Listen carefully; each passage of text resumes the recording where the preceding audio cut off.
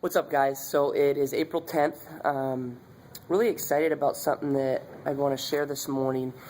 And it's really just the concept of building a habit and resisting the enemy. And something that seems to be very tough. You know, they say that it takes 21 days to build a habit, and I don't believe that. For me, I feel like there's always a danger zone.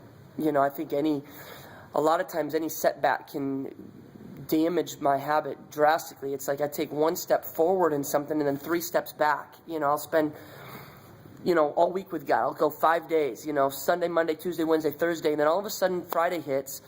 I got the day off. I'm at home. I sleep in, and before I know it, I go to bed Friday night and I haven't spent any time with God. I get up. I'll do it tomorrow. I get up Saturday. It doesn't happen. And so now all of a sudden I'm back into Sunday. I haven't done it for 2 days, and I don't go back again. And I'm sure a lot of you guys feel the same way. I mean, building a habit is maybe one of the toughest things we can do as individuals. And I think it's because it goes against everything in our nature. It requires commitment, follow through, perseverance.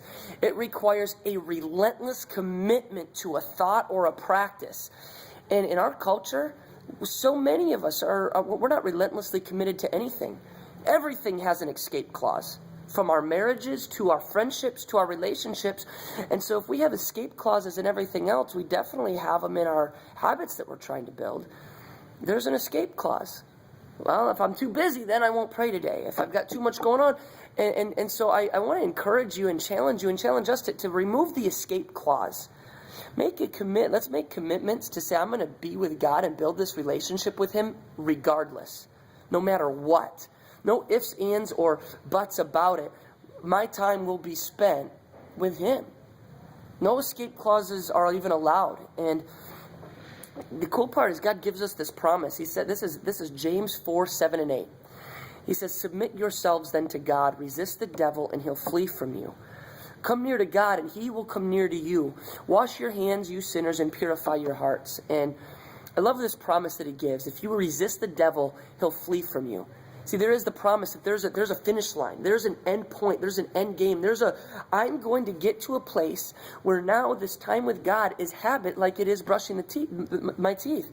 I don't have a problem brushing my teeth every morning because I've done it since I was 5 years old, 4 years old. I don't know. Whenever my parents got me started brushing my teeth, I've done it. And so now I don't have to pump myself up to brush my teeth in the morning. It's not because it's spiritual. It's not because it's powerful. It's because it's a habit that is built. It's because I know the positive ramifications that come from brushing my teeth. Well, it's the same thing with our relationship with God. The more we're there, the more we're in His presence, the more we'll see the positive ramifications. And the longer that we build the habit, the stronger that habit will become a part of our life. See, the promise here is that if we resist Him, He'll flee from us. The struggle is that a lot of us want that resisting period to be a week, 3 days, 2 weeks. We want to resist the devil for 2 weeks, and then we want it to get easy.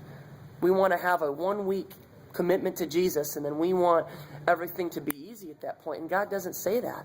You read through the Bible and you realize it was a lot longer for a lot of people. Joseph was in prison in slavery for 13 years before he took over Egypt. Go and read the story. It's incredible. King David was in a cave for 2 years running from Saul till he took his place as king of Israel. The Israelites were in the wilderness for 40.